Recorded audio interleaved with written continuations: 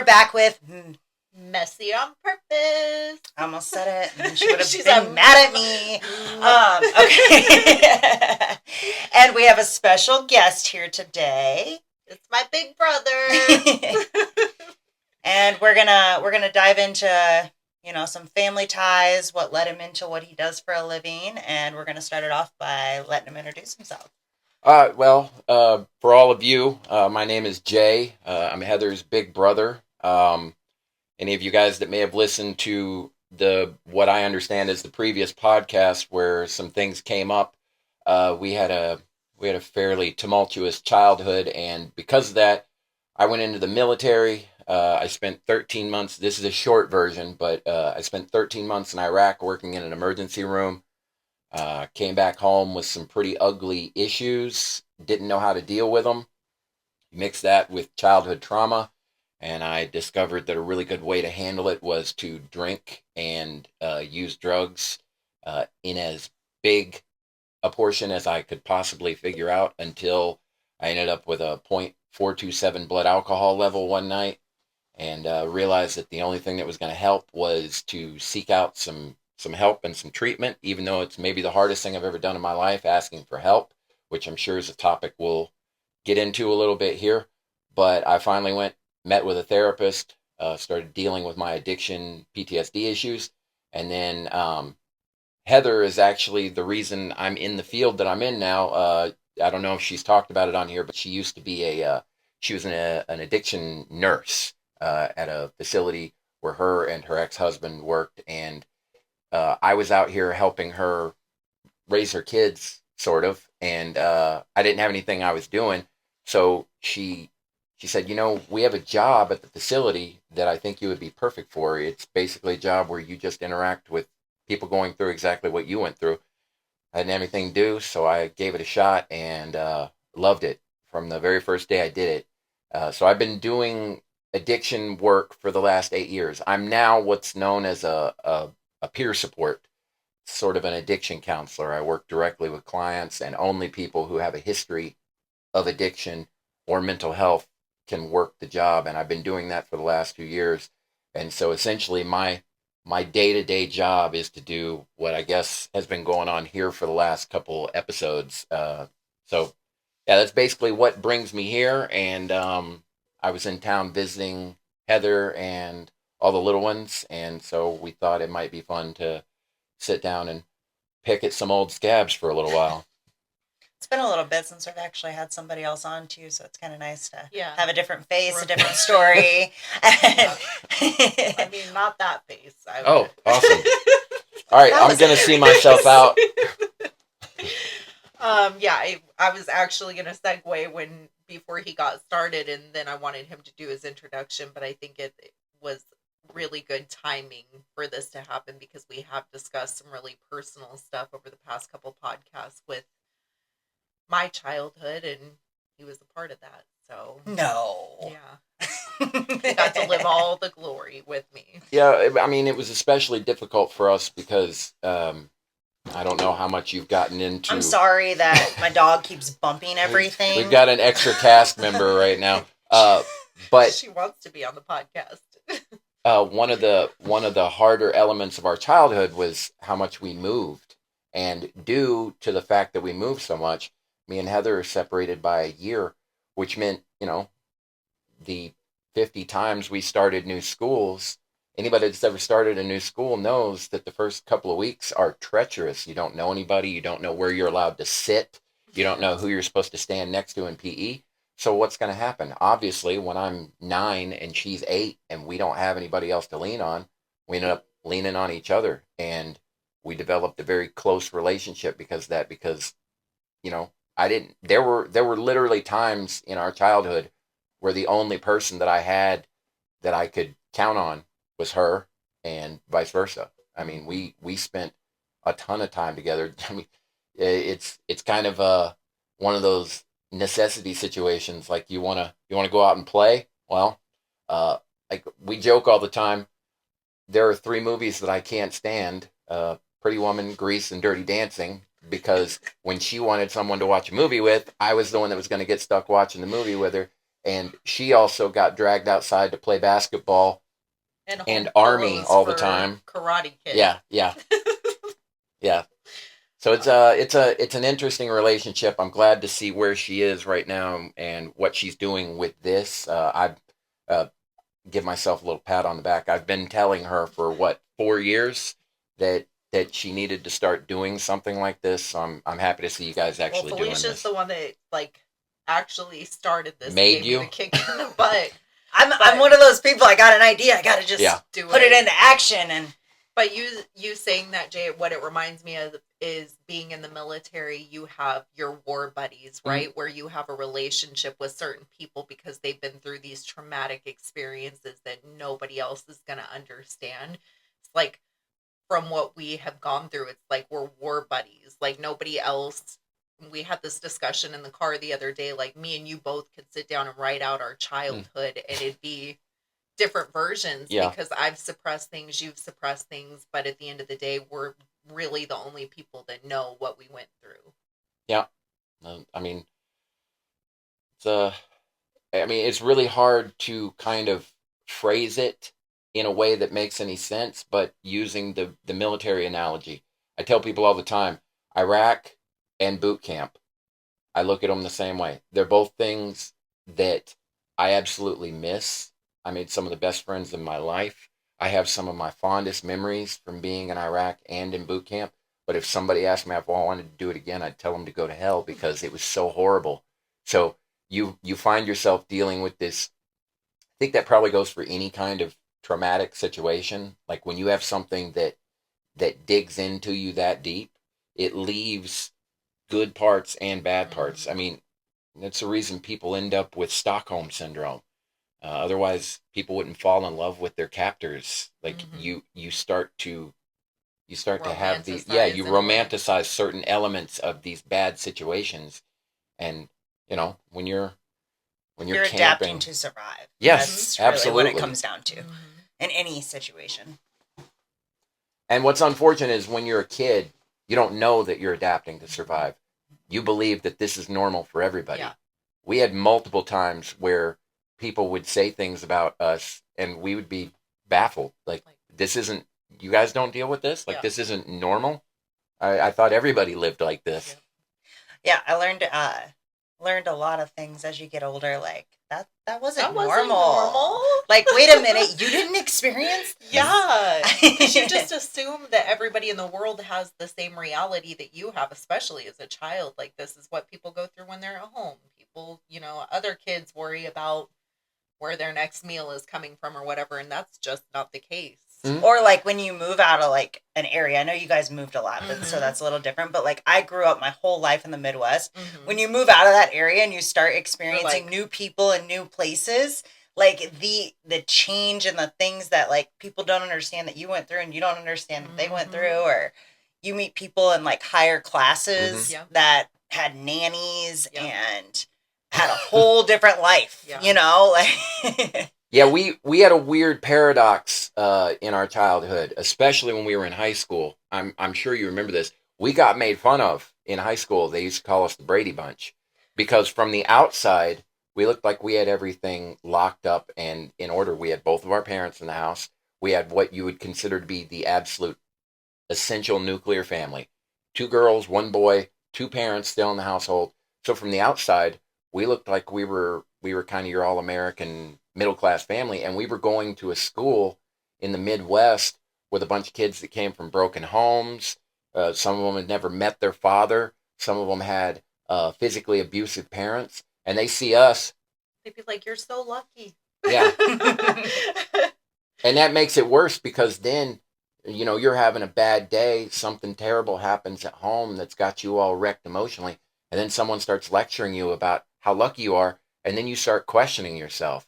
Like, am I just being really spoiled and like awful, and I'm not thinking about how horrible other people have it? Well, everyone's fighting a different battle. Like, it doesn't matter where you grew up, how you grew up, the parents you had. Everyone has their own little battles, and nobody realizes that as a kid. They can only think about themselves. So, like, people express themselves that way, thinking that their life is and other people's is perfect, but they don't really actually know. And as kids, I think we're not experienced enough to understand at that time. So it makes it really hard, and then it confuses other kids because they're looking at it this way, you're looking at it this way, like yeah, it's the Thanksgiving dinner paradox. Like, everybody has experienced, you grow up, your Thanksgiving dinner in your house is done one way.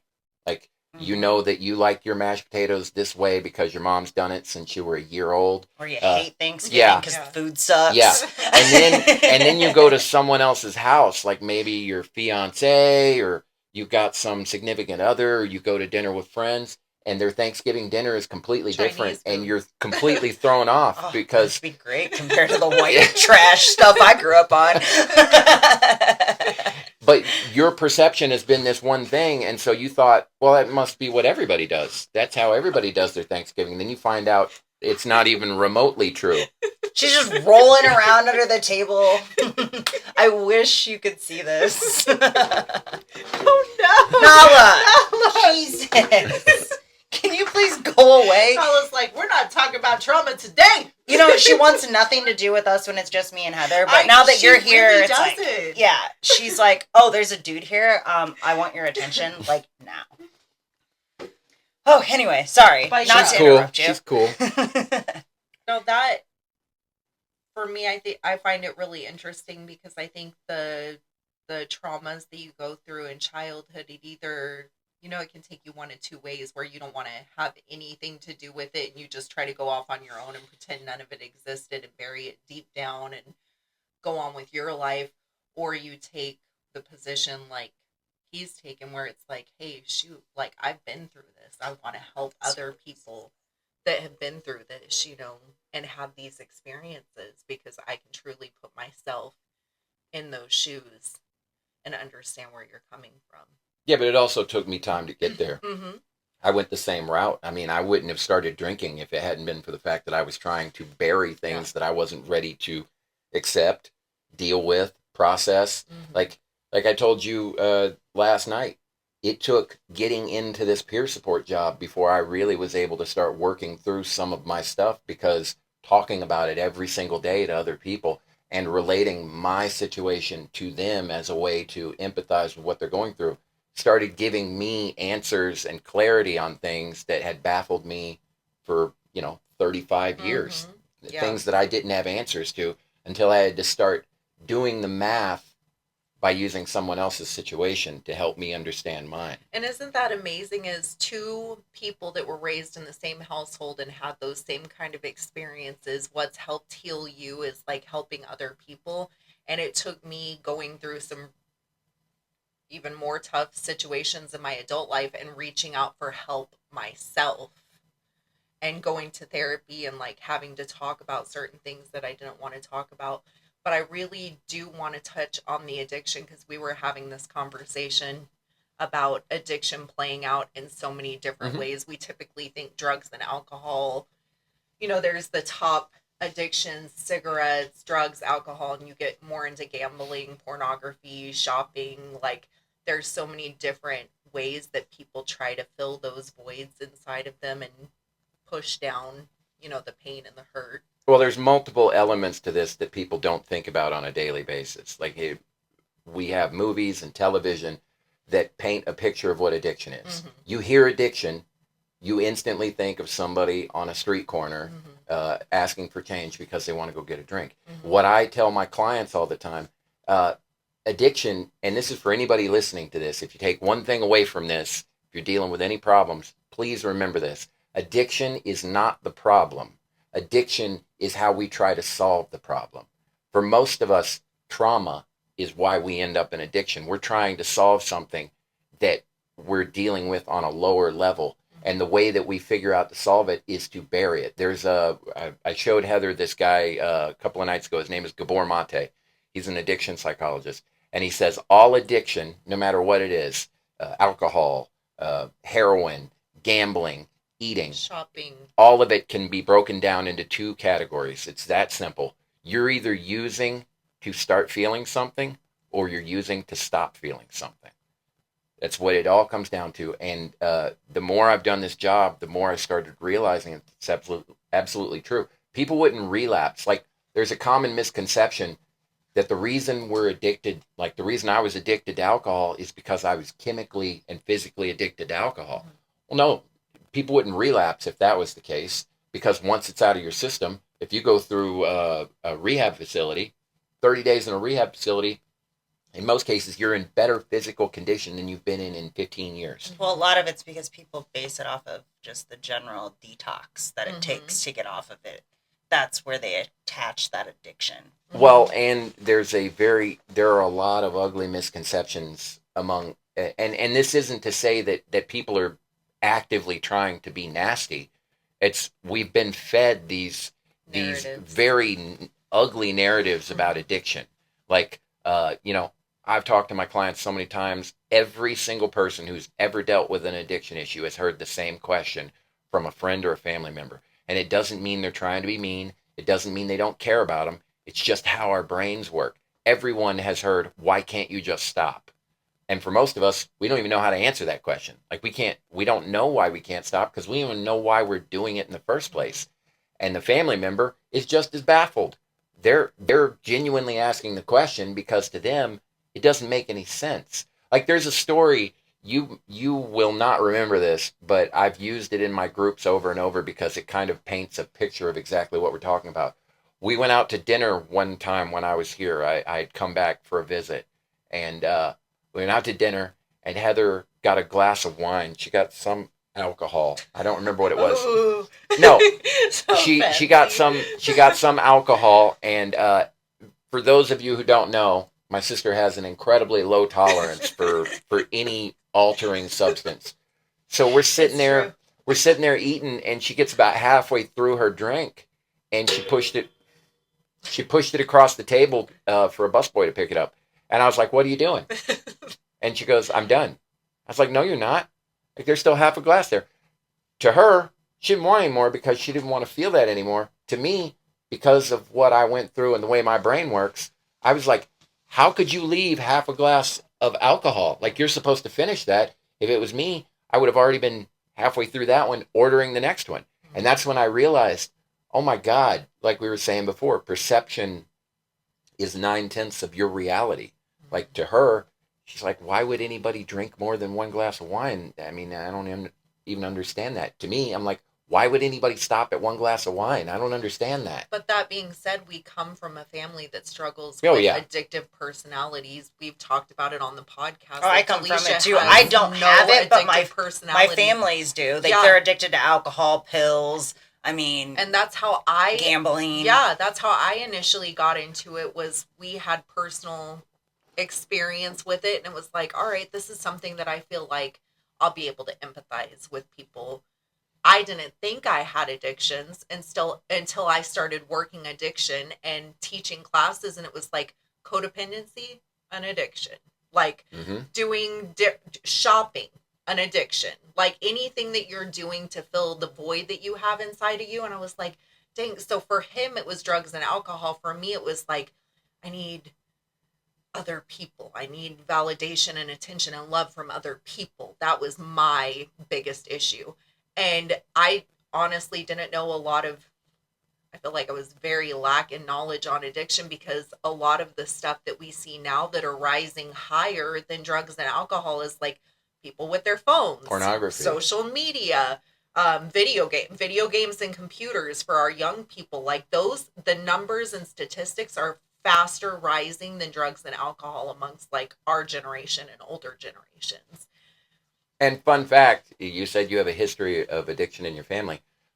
Here's one of those terrifying little facts that's come out in the last few years through studies. People who have a history of addiction in their family are 40 times more likely to have an addiction issue of their own. When I heard that, it was like harrowing.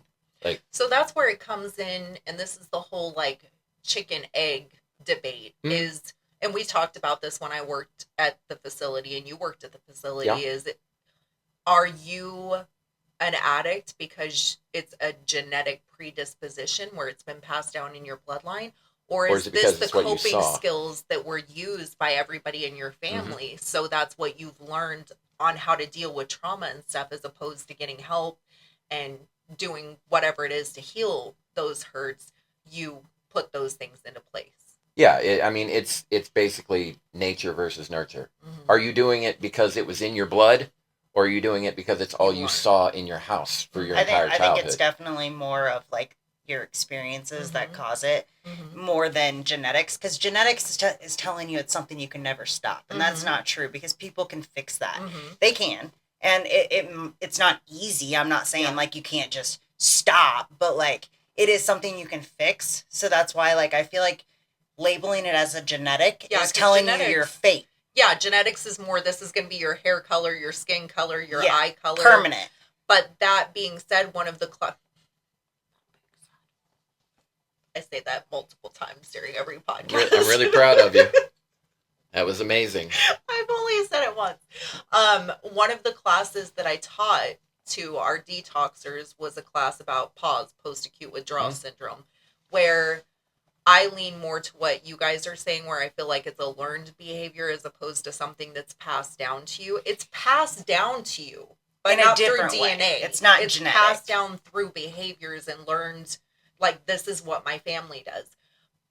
After you've developed the addiction, then it does rewire your brain and how you react to things. And you can still change that. You can still rewire it. That's why I don't like to label it as like a fate. Because like you said, eye color, hair color, that is things that we can't change. Yeah. That's genetic. Addiction isn't genetic. Well, I would say I agree with you guys 80% of the way. The 20% that I would push back on is recently, 5 years ago now? The DSM just put out the DSM-5. It's the new mental health manual. Yeah. They are now qualifying addiction as a disease. It is a mental health disease. Now, so when I talk to my clients about it, I treat it like diabetes. Like, I believe there is a genetic element to it. I believe that, if you got 6 generations of your family that have been addicted to a substance, there's probably something mental involved, something psychological that's causing part of that. I do agree there is a bootstrap element to it. I believe, in fact, I tell my clients, the only person that can make you stop using is you. Like, you can't rely on YouTube videos. You can't rely on, your best friend who pats you on the back and tells you good job. You can't rely on the boyfriend that is sometimes there for you and sometimes not. But what I mean by the diabetes thing is, like, there are a lot of people who live with diabetes and don't know it and are dealing with weight fluctuation issues and really poor health. They can go get that fixed, but not everybody does because they don't want to. So I see it a little bit of both. Like, I think but it's diabetes can either be genetic or developed yes. too. So now we're looking at 2 factors there. To be fair, I 100% agree. There are, I believe there are people in both camps. I believe there are people who are genetically predisposed to using, and I believe there are people who pick it up and just never put it back down. I've seen both of them. Like, I would actually put myself into a little bit of that former category. I mean, not to get too much into it, but we have multiple family members in our family who have shot multiple other family members while on drugs and alcohol. Like, it's to the point in our family where we don't really flinch when we find out something like that happened because it's been going on for so long. One of the things I tell my clients all the time, Heather can back me up on this because it sounds crazy. I didn't have my first drink of alcohol till I was 22 years old. Like, I didn't, another science fact that's real fun is 90% of addiction starts in the teenage years. Most people who have drug and alcohol addictions, you start when you're 14, 15. You're at a party. Somebody hands you a red Solo cup. You don't want to look stupid in front of your friends. So you take the beer even though you don't like the way it tastes. Pretty soon, 3 years down the road, now you love the way it tastes. Now you're asking about other stuff that they have. I absolutely believe that both are 100% true. You saying the genetic predisposition, I agree with the element that I think, and because of our familial history, genetically things that are passed down are mental health issues. Yes. Bipolar, Yeah, narcissism, schizophrenia. To be those clear, that's what I things. mean. I don't, like I said, addiction is not the problem. Addiction is the solution to the problem. I believe that the mental health element of addiction so if is the what's mental genetic. Health is being passed down to your children and their children, and they don't know how to cope with it, the addiction being the thing that family members have turned to, whatever the addiction is, that in fact gets passed down. Yeah, just to be clear, that I'm not saying that you pop out of I don't think you pop out of the womb asking for a heroin needle. I think there are mental health elements of addiction that lead you. Like I tell my clients, it's like I look at it like a light switch in your head.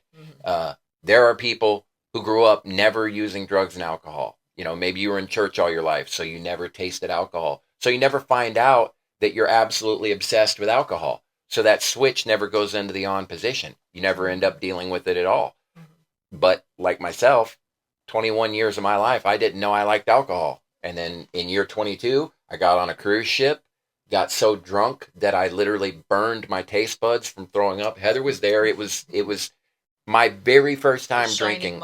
My very first time drinking. I mean, I had never tasted alcohol. I got blackout drunk on a cruise ship and had to sleep for like 2 days to sleep it off. You would think if that was your first experience with alcohol, you'd be like, you know what, maybe this isn't for me. Like, maybe this is not a good idea. But that's not the direction I went. I took my break, but...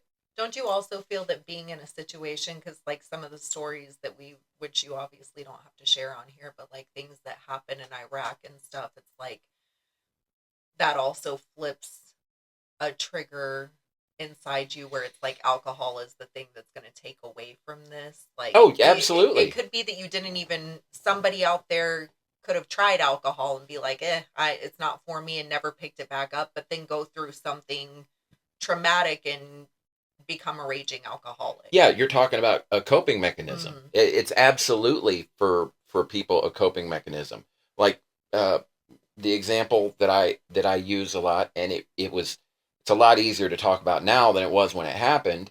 But I don't think you ever met him, but you knew of him. I had 7 guys that I went through AIT with, our training in the military. We all went through it together. It was a very small class. Then they, in some weird thing that never happens, they sent all 7 of us to the same duty station. And we ended up spending the next 4.5 years together. This kid, I won't say his name on here, but this kid was like my little brother. He was 17 when he joined. I basically held this kid's hand through training in his first year in the military because we called him the buffoon. Like he was always getting in trouble because he just didn't think about things, and he would do really dumb stuff. So I was always kind of like, hey, let me stay with me. I'll keep you out of trouble. So he was my roommate in Iraq. Then he was my roommate when I came back. He was literally family to me, closer to me than some of my actual family members. And then 8 months ago, I hadn't heard from him for a couple of months. And one of our mutual friends from our unit that went to Iraq called me, and I could tell something was wrong as soon as I answered the phone. And she said, listen, I just thought it should be me that let you know. And she informed me that they had found him dead in his apartment after a fentanyl overdose. He had been there for 4 days before anybody noticed that he was gone. And so here's what immediately happens to my brain. I had 2 things happen almost instantaneously. The first was I felt like a failure twice over. I failed him as a friend because I wasn't able to help him. I had spent the last year trying to get him off of drugs and trying to get him to come out and move in with me. So I failed him as a friend and like a pseudo family member. And then secondly, I failed him as a professional because what is my job? I spend all day trying to help people get over drugs and alcohol, and I wasn't able to do it for this person that's super close to me. So what do? I hang up the phone, and the very first thought that shot through my head before I even had time to process what I had just heard, the very first thought I had was, I need to go find a bar and I need to get blackout drunk. And I couldn't believe how fast it hit me. And I was like, oh my God, even after all these years of not doing that, it's still the very first place my mind goes when there's any kind of traumatic situation. And that's not just drugs and alcohol. Like, I mean, I don't know your background, but everybody's got some trauma in their life. And unfortunately, we all have these triggers that get permanently connected to that trauma. The example I always use is, let's say you were in I apologize, this is a dark, and I apologize for anybody watching this that might get triggered, but it's the only example that everybody can kind of picture in their head. Imagine if you were in an abusive relationship for 5 years. This guy was horrible to you.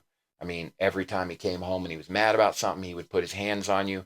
And so for 5 years, you feel like you don't deserve anything better. So you stay in this relationship. He's got you so beat down that you can't stand up for yourself. Finally, after 5 years, somebody is able to get through to you and they tell you, you don't have to be in this anymore. So you stand up for yourself. You wait till he's out working one day and you leave the house. You pack up all your stuff. You go stay with your mom. 2 years later, you've gotten your life together. You know, you're doing your own thing. You got a job, you got an apartment, and you meet Mr. Right. Mr. Right is this amazing guy. He brings you flowers. He tells you you're pretty. He's always saying the right thing. He texts you in the morning. He shows up when you get off work and offers you a ride home. Your family all love him. So you move in together. Now we're 3 years away from this horrible relationship that you had. You guys have never gotten into an argument. He's never raised his voice at you or done anything. And then one night, you're living together. Somebody didn't wash the dishes. And so here we are. We're having our first real, relationship spat. And he's upset. He's not meaning it to be about you because to him, it doesn't even seem like that big a deal. He's standing there. He raises his voice and he does this with his hands because he's just so frustrated. What's the first thing that's going to go through your head if you spent 5 years in an abusive relationship when you see him put his hands up like that? You're going to think you're about to get hit, right? It's got nothing to do with him. It's got nothing to do with anything he's ever done to you, but you now have a trigger hardwired into your brain that if a man in my life raises his hand in a certain way, I'm about to get hit. And it doesn't matter what your trauma is. If you were in a car accident, you're going to have triggers from that. If your tires hydroplane a little bit, your brain's going to go, oh my God, we're about to get in a car wreck again. And you're going to have responses to that. It's one of the things that I'm really adamant about with my clients is you have to start to understand you are going to have these for the rest of your life. Mm-hmm. Whatever your trauma was, you're not just going to figure it out. I got to disagree because I've worked through a lot of mine and I've actually stopped. I don't really have any triggers anymore. My mindset is completely different. I have a very solid foundation. I don't let anything get to me anymore. I've cut out anyone who has been a problem. Like I have literally worked through, even conversations we talked about last time. Mm-hmm. So I used to not be able to have conversations. Mm-hmm. Now I will start hard conversations because I'm going to work through it, whether it's awkward, whether it sucks. But before I would shut down, I wouldn't talk anything at all. So I've worked through to the point where now I'm perfecting things like little annoyances that I do. Yeah. No, so I wouldn't say it's permanent. It doesn't always have to be. What you're saying is absolutely true. You're talking about a trigger response. You're talking about how you respond to it. Like in my case, I'll give you an example. It's dark and it took me years to be able to talk about this without turning into a puddle of goo. But while I was in Iraq, I gotta keep the details very vague here. But we had a young person, a teenager, get hit by shrapnel and went into his brain, and they brought him to our emergency room. And this kid didn't die right away. We had him on a morphine drip, and he survived for almost 6 hours. And part of my job in the emergency room was once an hour, I would have to do rounds around the ICU, and I would write the report that went back to DOD about what was going on with each person in the emergency room. So for 6 hours, I had to walk through this emergency room, and every hour on the hour, this kid would grab me by the arm, start crying, and ask me if I could get his mom for him because he didn't want to die. Now, I can tell you that stays with you. But I have learned how to process that trigger when it happens. The trigger is still there. Like, something can happen. Do you know what heightened startle response is? It's an element of PTSD. A loud bang sets you off. I'll never get rid of heightened startle response. You drop a pan behind me, like all the kids know. The first thing that happens if they pop a balloon or drop a pan, the first thing you hear out of their mouth when I'm visiting is, sorry, Uncle Jay. And I can't get rid of that trigger. But what I have done through like what you're talking about, years of therapy and working through it, is when I first started dealing with it, it would crush me for hours. Like somebody would slam a door behind me and I'd be like a quivering mess, and I'd be at my apartment. My blood pressure would be through the roof. I'd be crying. I'd be shaking. My first instinct would be to get a drink because a drink is going to calm me down. And that would go for like 3 or 4 hours. Now, recently at my facility, we're closing our facility down. So we've been packing everything up. The guy I've been working with, he dropped a pan in the kitchen. I mean, it was a good one. It lifted me off my feet for a second. I started shaking. My blood pressure went through the roof. But now, because of all the therapy and being actively aware of the fact that it's there, I know what's happening. I can't stop it 100% from happening, but I know how to process it and how to move through it. So that 3-hour thing now is like a 5-minute thing. I go outside, I take a couple of laps, I work on my breathing, and after a few minutes, it happened in the movie theater. There was a scene in that movie that fired me up, and I had to start. I was sitting there next to you going, and I had to just let it pass. But when you don't know, I think the middle ground between what you're saying and what I'm saying is, when you don't know what it is, it's terrifying. Like when you don't know what's happening to you and why your body is reacting a certain way and why your brain just went to this place, it's overwhelming. Like you don't know how to react to it. You don't know how to respond to it. And you feel like, what is going on with me? Like, why is this happening? And then you start doing therapy and stuff and you start realizing, oh, okay, there's some ways for me to walk through this and get to the other side. So yeah, I agree with what you're saying. I didn't mean that like you stay in that one position forever. Some people do because they don't ever get any help. Our grandfather is a prime example of that. He was a World War II veteran. He didn't believe in going to the doctor for something that you could drink your way through. So he just dealt with PTSD his whole life. And so he had those issues forever. I think I have a lot of issues with modern society. I think we've gotten way too technological and we're all way too interconnected, and social media is a problem for our young people. But one thing I do have to say is really good right now is how focused everybody is on mental health. I think it can go overboard sometimes, but I think the focus on mental health has been really good for people like myself, people who come from domestic violence or abusive homes, like people who spent the first years of their life being terrified of telling someone what they experienced because, 1, people are going to know. 2, they might think you're crazy. 3, it makes you look weak. Like there's a whole series of things that go through your head. People telling you to talk about it or not to get therapy. So having the support of people being like, "Hey, do what you have to do to heal." I mean, let's face it. Admitting to any kind of trauma is one of the hardest things in the world to do. Like I tell my clients, the hardest part of going to rehab is asking for help because our brain tells us, I could figure this out on my own. Like I just need a little bit more time and I'll solve the problem on my own. Yeah. But we don't. We just keep walking into the same doorknob over and over. Yeah. Well, change is hard for people, and that requires change. It requires you to change the way you think, mindset, what you do. Yeah. It requires you to make all these changes, and like that is the most terrifying thing for a lot of people. It is. And I think that one of the things that I focused on is, man, once you start looking at some of the things that you need to change, it unravels a whole lot of other things. Then you've got a whole ball of yarn and you're sitting in front of you of like, man, I thought I was good on this, but once you start addressing one thing that you're like, all right, I want to work on this and change this, kind of has a ripple effect, right? Where it's like, man, this also affects this and this affects this. And then you're like, dang. Well, yeah, it's Jenga. Yeah. You take out one piece and the entire thing comes toppling down. Fall down, yeah. And usually it's because we create a false structure inside our head. Oh, I've got everything together. I mean, I'm doing this and I'm holding this together with a toothpick and duct tape, but it's holding the structure together, and you never stop to think all it's going to take is somebody pulling one piece. Like that's what happened to me when my therapist started asking me certain questions. Yeah. Like I was like, I don't think I want to do this. Like this isn't fun anymore. I can say that.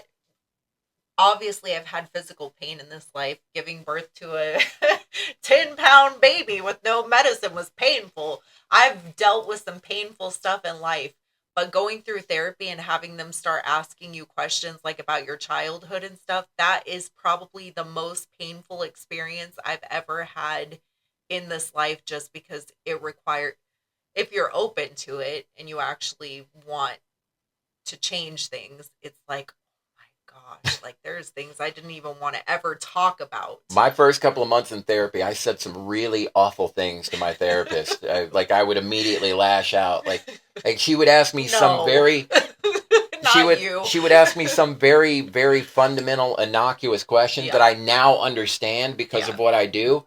And I'd be like, yo, hey, who are you? Like, we can end this right now. Yeah. Like, I made such a jackass out of myself over and over. Like, still can't believe that. One of my favorite stories is I started going to see her, and she was a brilliant, brilliant therapist. But I was already on the defensive. Yeah. Like, I was already emotionally arms crossed, leaning back in my chair, giving her the cockeyed stare.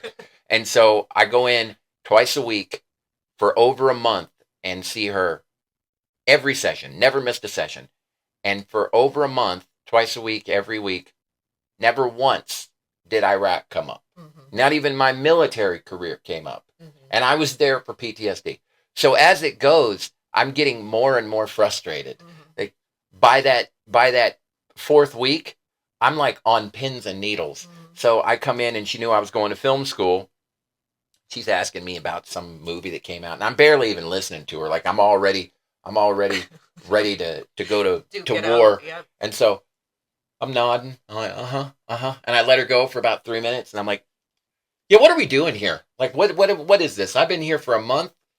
You've asked me about everything under the sun, and we haven't even talked about Iraq, and I'm supposed to be here for PTSD. And she's sitting there nodding, very, very therapist-like. I wasn't able to get under her skin. I didn't make her mad.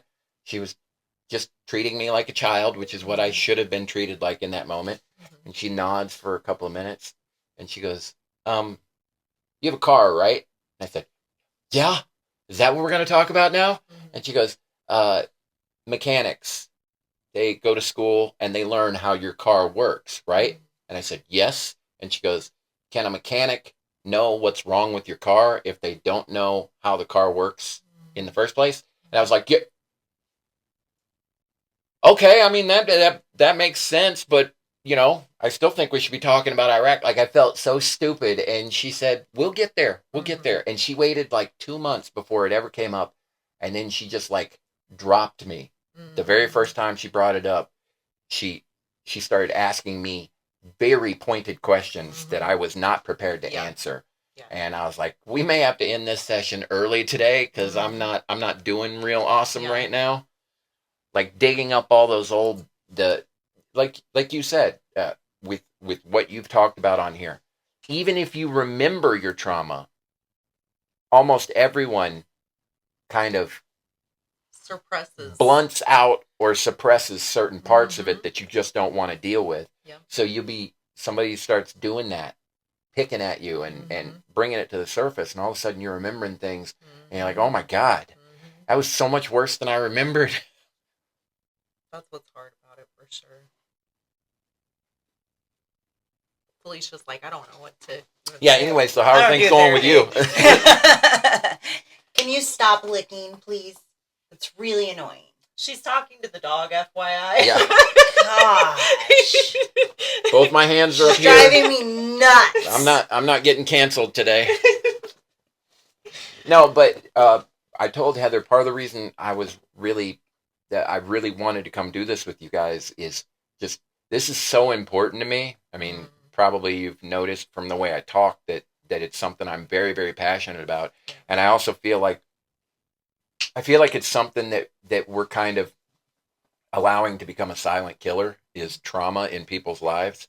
Like, we're all so, I don't know if embarrassed is the right word. I think there is an element of shame for a lot of trauma. Like, you don't want to, I mean, who wants to go telling people, hey, you know what? I went to 14 different high schools. Like, that's cool, right? Like, it's really, I don't know how much of this you got into, but like, from our kindergarten year through our senior year, We never once finished the school year at the same school we started at. Whether you see that as bad or like we saw it, we were indifferent to it. It still has an effect. Used to it. Yeah. You know, it doesn't matter. Like one of the things I tell my clients is don't ever compare your trauma to someone else's trauma.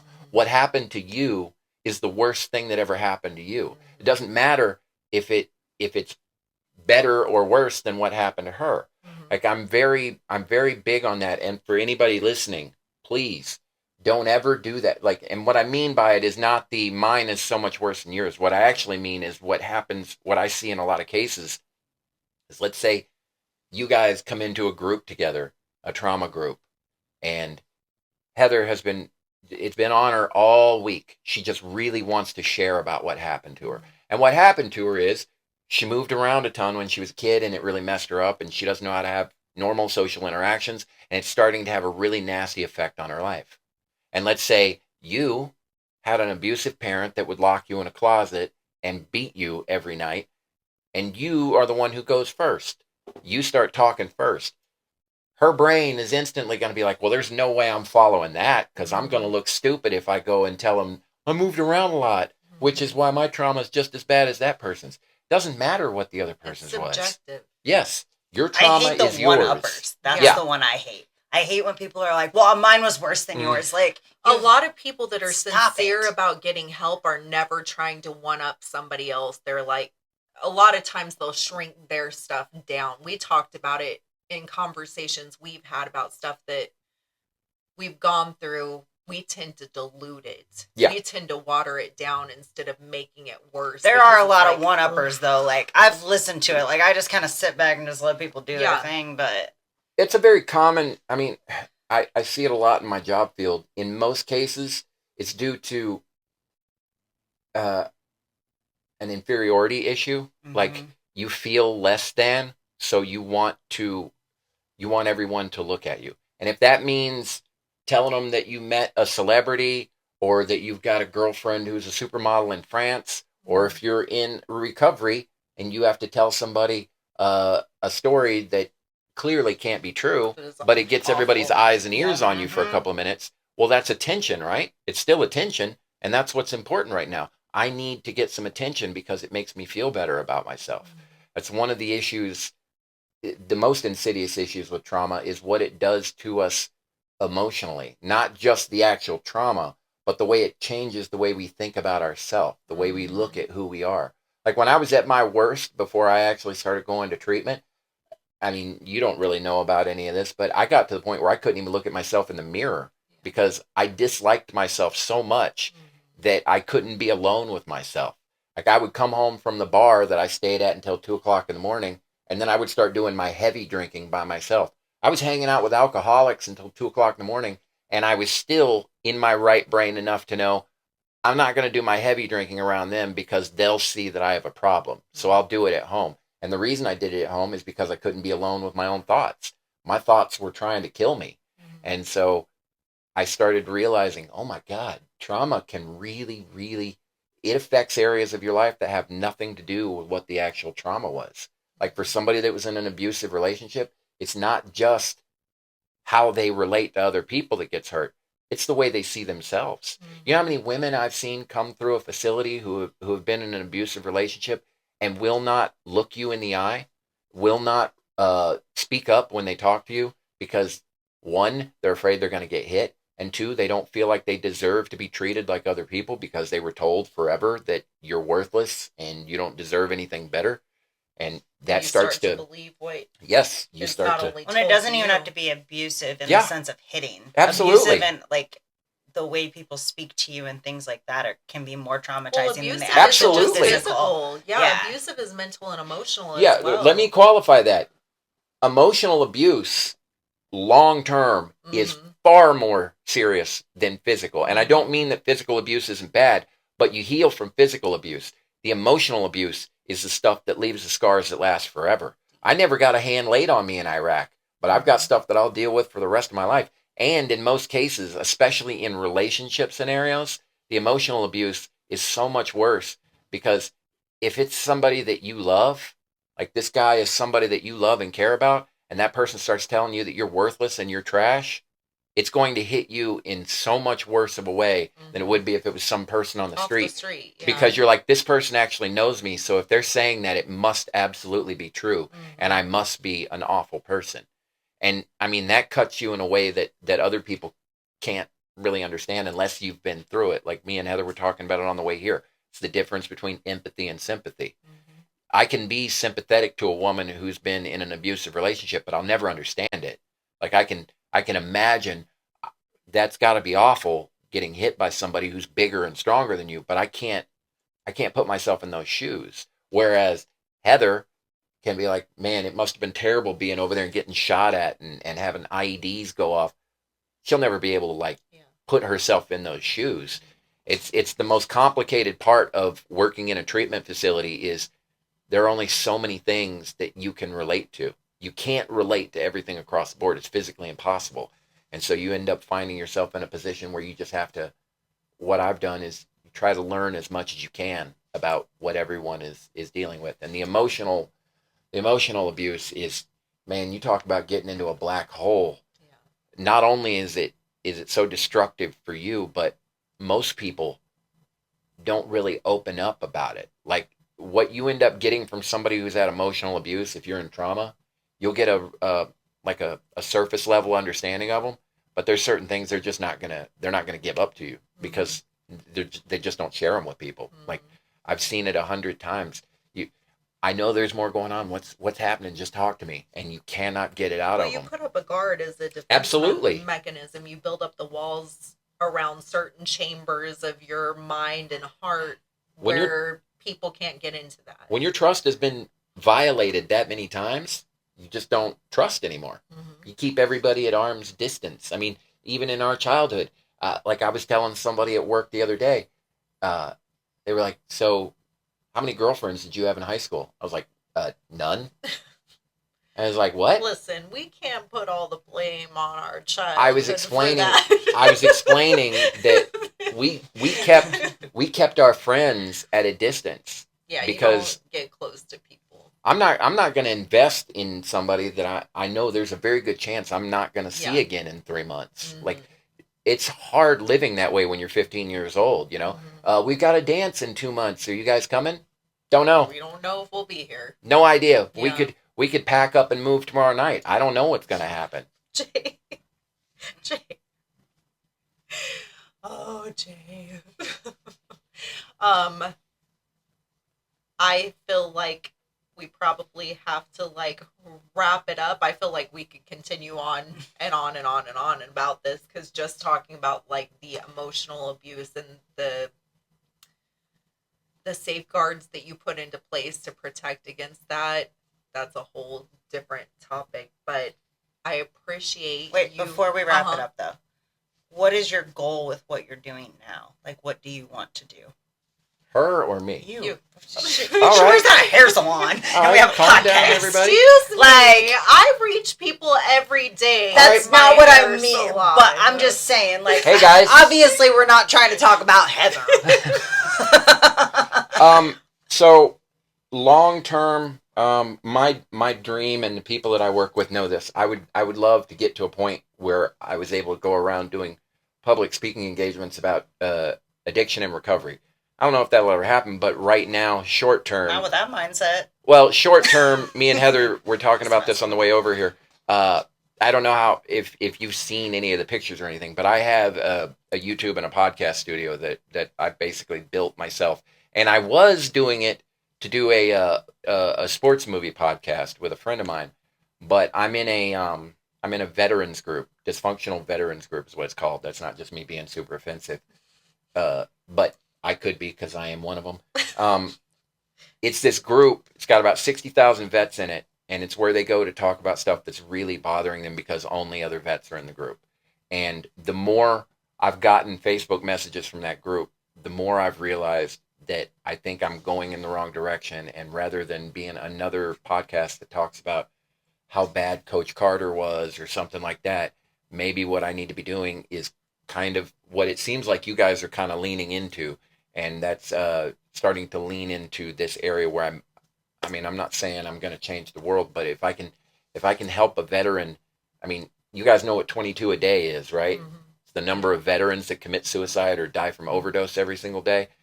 If I was able to put even a dent in that number, like I told one of my friends, what I would love to get to, going back to the sympathy versus empathy thing. It took me a long time to get to where I could be this open about all this stuff because the military taught me to absolutely not do this. Military tells you, suck it up, drive on, don't ever admit that you're hurt or weak.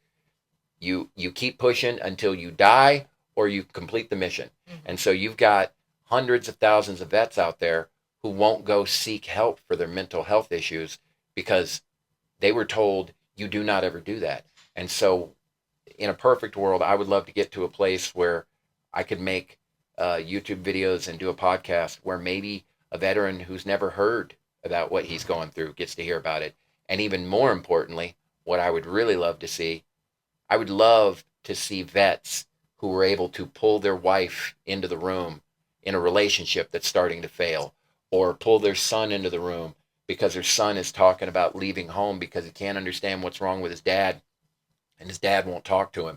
And the wife thinks they may have to get a divorce because she just can't understand why he acts the way he does. And it doesn't make any sense. If I could get to a point doing these videos where he could pull his wife into the room, sit her down in front of a computer and go, listen to him. He's going to tell you what's going on with me. If I could get to that point, I mean, not to sound pie in the sky, but if I could be involved in somebody saving a relationship or repairing a relationship with their kid, I think that would mean everything. It's not about, am I ever going to get a YouTube button or am I going to have 100,000 podcast subscribers? If I was able to keep another guy like my friend from ending up dying in his apartment alone with no one around to care about him, that would mean the world to me. So that's the short term. I'm going to keep working in addiction because I really love what I do, but my focus is I want to try to get this show off the ground so that maybe just maybe, knock on wood, I might be able to help a few veterans not end up 6 feet under with their families trying to figure out what they could have done different to save them. When do you plan on starting? I've got everything. I moved into a house recently, and I'm trying to figure out how to set up the studio. I had the entire thing set up for a sports podcast. I had banners and all kinds of stuff printed up, so it doesn't really work. Like I can't be like, hey, just wanted to talk to you about mental health, and behind me there's a banner that says the Sports Movie Podcast where we talk about bad movies, and I'm like, don't mind that. Yeah, we're here to talk about really serious things. So I've got to kind of redesign a couple of things, and I'm working on getting like all the domain names, which I haven't come up. So by 2026. Come on, you got to put a date on it. I'm hoping in the next few months to have it off the ground. I haven't been able to come up with a clever name for it yet, so that's what I'm working on right now. I had a great name for my sports podcast. We were only going to do movies that are streaming, so like Hulu, Netflix, Amazon, and we were going to do bad movies, so it was going to be called What a Streaming Pile. And I was like, man, that is absolutely genius. So is it sports movies was what you're going to base it off of? Okay. Well, you keep saying sports, but then you said movies, and I'm like, I don't understand what you mean. We were gonna do reviews of only sports movies. So Hoosiers, Blue Chips, I've never even seen it. Hit the fringes and maybe do like some Top Gun. All of them, courtesy of my brother. Yeah, that's one thing about our childhood. Like no matter, we talk a lot about the ugly parts of our childhood, but I got very lucky. I've posted this on Facebook. All of our friends, we've got over 100 mutual friends on our Facebook page. They all know this. Even what we went through, I consider myself, and this is for all you guys listening to their show, I consider myself very lucky. Out of that deal, I got somebody that is one of my best friends lifelong, and I've actively been able to be almost like a secondary father figure to my nephews and my niece. I have a relationship with those kids that a lot of uncles don't get to have with the kids in their life, and for that, I'm willing to deal with some triggers and some trauma because I'm getting to be a part of their life in a way that our uncles weren't. Like we didn't really have close relationships with a lot of our extended family, and so it was really important to me. So when I get a text message from her son who's 18, thanking me for the part I played in his life when he was growing up. And then I'm sitting at work going, yeah, no, it's cool. It's whatever. Makai's sending me a message. Dork. Like, he needs to get off my back and quit texting me. Ask for something. We have to be thankful for those things that have happened, because that's what develops who we are as a person, regardless of which direction you go, what path you take, how many times you've taken turns, U-turns, 360s, whatever it might be. All of that develops who you are. I had a horrible week this last week. Me and one other guy had to move 30 years worth of stuff out of a recovery facility, and I was in a mood. And then I got out here. The flight got delayed. It was raining. I was pretty pissy, and all of it disappeared when my 10-year-old nephew opened the front door after being with his dad for a few days and was surprised to see me. The look on his face, all the rainy weather, the flight delay, all the moving stuff, all of it was gone instantly, because it made me feel so good that he was that happy to see me and I was that happy to see him. So that's been one of my great gifts in life. I've been there for multiple of the births. I unfortunately, every single one of those kids I've changed at least one diaper on. Like her oldest, the 22-year-old, he'll get big for his britches sometimes, talking about something, and I'll be like, bro, I changed your diapers. You're not going to say... Did you do the key uncle thing where you put the shirt over your nose when you do it? Like I almost got hit a couple of times with the urine stream, but I never actually got targeted. Actually, Cal was the worst for that. I don't know how his diet affected him, but man, that kid could drop some bombs. He's gonna love you saying that. He'll appreciate it later in life. We'll make sure we clip that. He's a good kid. William. That's actually one of the fun things is, I don't know if Heather's told you this, me and her son's father were both big comic book nerds, obsessive comic book nerds. So she was pregnant and her will was weak, and we were able to convince her to name their son after Superman. And I figure we either did one of two things. He's either going to thank us later in life because he's going to work so hard to live up to being named after Superman, or he's going to absolutely despise us because we named him after Superman and he got bullied. I don't see any middle ground. Either one or the other is going to happen. Like, my name is Jason, and there's a reason I go by Jay. I grew up during the Friday the 13th crap. Oh, I didn't even think of that. Oh, I thought about it every Friday the 13th. Yeah, I make sure that he thinks about it every Friday the 13th. Oh, that's funny. That Justin's dad. So my husband's dad's name is Jason. And he goes by Jay, and I'm like, oh, now I got to put that together. Yeah. Okay. We have a family group thread, and every Friday the 13th, I get real fun messages from her and my other sister because they think it's the funniest. Funniest thing in the world. That's hilarious. I'm gonna send him a nice little GIF on Halloween. Yeah. Fun side story. That's a little less heavy comparatively to what we've been talking about. This is how we roll. We start with the heavy, and then we go into the laughing and the giggling and the. So I worked at Blockbuster for years before I went in the military. My favorite job I've ever had, and I worked with one of my best friends, and our manager. She had a twisted sense of humor. His name is Michael, and mine's Jason. And you have to wear these gigantic name badges that are printed with your legal name. So there was no way around it. Mine said Jason, and his said Michael. Every Halloween for 4 years, she scheduled the two of us to work the closing shift. So 100 times every Halloween, some drunk guy would come in, get his two movies. Jason and Michael, where's Freddy? And, that's really good. You're the first one. Hey, I can relate. I have Fylisha, and I worked at a bar during the Bye Fylisha stuff. Yep. So, I totally understand. The first time she came in the salon and was leaving, I was like, bye, Fylisha. And then I was like, oh, I didn't mean it that way. I didn't take it that way. But there is nothing worse than having a name that can be weaponized when you're a kid. Really? I don't know. What are you talking about? I called you Heb your entire childhood. Liar! Well, now you got to put context to this. Right on the podcast. I'm objecting to whatever it is you're about to say. I had some struggles with my weight in my childhood. Oh yeah, didn't you say he called you Porky or something like that? Heffy. Heifer. That was it. I knew there was something. You mentioned it the last one, actually. Listen, I said we were super close growing up. You don't develop a close relationship without a couple of punches being thrown somewhere in that relationship. Literally and figuratively. I can't say anything. I was just talking about how I bullied my brother. So. Oh, we tangled. I think it was probably around 13, 14 when we started working, where we finally started realizing maybe we shouldn't be trying to kill each other at every turn. So my family still tries.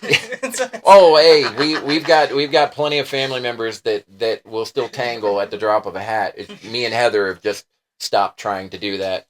I keep telling her, so her middle kids are exactly where we were. Age, everything. They're separated by 1 year, and they have fought like cats and dogs. And I keep telling them, you guys are going to end up being close. No, we're not.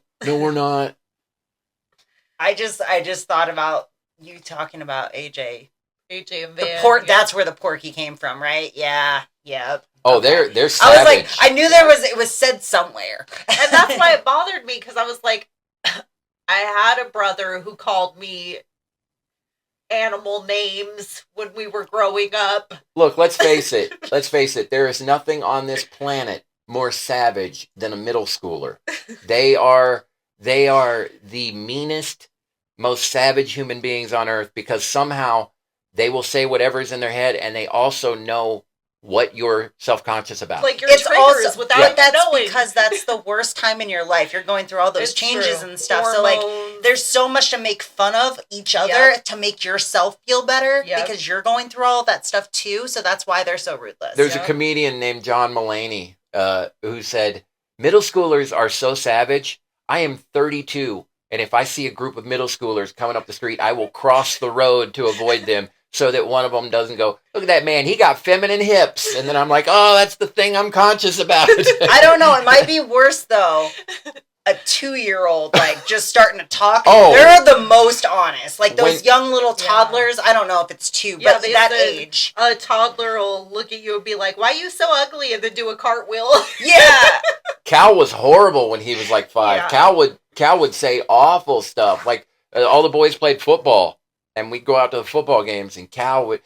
No, he doesn't know what he's talking about. You're not fat and bald. He doesn't know what he's saying. And we obviously did not say any of that, and he's just parroting what we said in the car. That didn't happen either. Let's just all go our own separate ways. They say the truth, and if you can't handle it, don't hang out with them. Yeah. Yeah, he was a funny kid, but man, he could cut you in ways that left you with some trauma. The best compliments you can get is the same too, because it's an honest compliment. Yep. I'm not getting that compliment just because you feel like I need that compliment. Yep. It's true. Yeah, the last time I came out to visit, Cal walked in. I was watching TV. Cal is William, FYI. Yeah. I caught on. Okay. Yeah. Most people are like, what's he talking about? He came in. I was just sitting on the couch. All the kids, they're all teenagers. So I come to visit. And like I said yesterday, I told AJ, I love these visits. I get to make these wonderful memories of sitting on the couch while you're all in your rooms playing video games. These are the memories I'll cherish forever. And so I was sitting downstairs watching TV, and Cal walked in and sat down right next to me. He leaned up against me, and he goes, I really missed you, Uncle Jay. I love you. And I was like, ooh, don't cry in front of the kid. Don't cry in front of the kid. He's still young enough that he wants to do that stuff. Yeah. Yeah, he's getting close, though. I give him 2 more years. Yep. I can see the edges right now. He's what, 10? Mm-hmm. Yep. He hits middle school. Yep, he'll be done. Like, he's getting cool now. Like, I saw it. It's the first time I've seen it with him. I've seen it with all the others, but it's the first time I've seen it with him. When I went to pick him up yesterday, I'm standing out there by the tree, just waiting, and I see him, and he's with like 3 of his friends, and he slow plays it. Like, he's doing the cool walk and hanging out with his buddies, and he literally waited until his friends turned and started walking off the other direction. And then he started bounding toward me, super excited to see me. I was like, did this dude just straight cold shoulder me so he didn't look like a nerd in front of his friends? I was like, I don't like this because he's the one that's supposed to stay that age forever. Like I told her, Cal cannot grow up and Nevaeh needs to stop growing, period. She's supposed to be 11. I don't want to. She posted a picture the other day and it made me like physically agitated. I was like, no. I can deal with the boy is getting older. Nevaeh needs to just stop it because I'm not cool with this. Too bad you can't control it. Yeah. I know. I mean, it was different. It was different with Heather. Like I got in lots of fights in high school over people who didn't know how to speak without saying something stupid. But that was, it's your sister. It's a completely different situation. With Nevaeh, the second I saw that picture, I was like, oh, I don't like this. She looks like a woman in this picture. Like that's not cool. Because that means some dude is going to come up and say something to her, and I don't like that either. You don't have kids, right? So these are like, yep, yeah, basically, as close as it gets. Yep. And it's like I told her, the only thing that warms the cockles of my heart is that most guys are going to be afraid to approach Nevaeh because they know who her brothers are, and like I always make not brothers, just AJ because he's so big. I always make the joke, like I picture in my head like AJ's 17, Nevaeh's 16, they're at school. She's wearing some cheerleading outfit for a game that's coming up that night, and she's very prissy, so I can imagine her with the bow in her hair and everything. She's at her locker, and some dude walks up, "Hey, girl, you look good. What's your name?" "Nevaeh Clayton." And he's like, "Clayton? Wait, it's your brother AJ?" "Yeah, that's my brother." "Oh, you know what? I just remembered. I got a thing I got to do. I'm sorry I even bothered you. Please don't let AJ know I came over here and talked to you. We're all good." Like, that's the only thing that makes me feel good. That happen already, but we probably should wrap this up. Yeah. Speaking of Nevaeh, she's blowing my phone up. So. Well, listen. I appreciate you guys letting me do this with you. I enjoyed it. I don't know how it was for you guys, but I had a good time. I want to, once you get your podcast going next time you're in town, I want to talk about that some more and like really like dive into that a little bit and you getting started and how it's going and all that stuff. So, because it's a cool concept and I want to see want to promote it a little bit. Yeah. Once we get done here, I'll show you. Since you've got this, I'll show you what mine looks like. I'm pretty proud of it. This is a starter. This is only the third one we've done, so it's still in the process of coming together. Like, I got backdrops and stuff coming, and like, so it's getting there. It's a good. You're starting off way ahead of where most people are. So you're doing pretty well. We started in the salon with what we had, and then we worked our lights way. And the lighting in there is like so pink that it like makes you kind of different color. I've done more than enough recording in her salons plural to know that the lighting can be an issue. Like I have, so I had to reformat my hard drive a couple of weeks ago on my laptop, and I had to put all the stuff back on it from my old computer. And I was like, "What is this file? There's like 6 gigs in this file," and I opened it. And it was just videos of you with saran wrap around people's hair and washing people's hair and Courtney in a chair. And I was like, oh my God, I have from the old salon. I have video going all the way back to the old salon with what's his name in the salon. Like that's how old these videos are. Yeah. Oh my goodness. Yeah. That was old. Yeah, I've got those. I've got the ones from this one. I was like, oh my God, I've got more stuff of yours on my computer than I have of mine. Which is tragic. Which means you need to work on your stuff so you have some more stuff. All right. We are going to wrap this episode up. I appreciate my brother coming on. The topic of addiction obviously is something that's really important in our family and to both of us. There are resources available to help if you're struggling. If you need any advice or you need to reach out, we're here. And put yourself first. For anybody listening to this, put yourself first. I tell all my clients, anybody in your life who gets offended that you're putting yourself first when you're going through this kind of thing needs to think about where they're at. Because when you're dealing with this kind of stuff, it takes everything you have in you to do it properly. Yeah. Put yourself first, worry about yourself, and you can take the steps that you need to move forward with your life and make some positive changes. You have to put yourself first so you can be there for other people. That's the only way. And no matter where you're at, whether it's addiction, no matter, like, tell my you're clients doing. all the time, you guys have both been on an airplane. What does the flight attendant tell you? What are you supposed to do if the air mask ever drops out of the ceiling? Take care of yours first. Put yours on first. Can't help someone else if you're dying. Yep. So that's basically the bottom line. All right, guys. Until next time. Bye. See you later.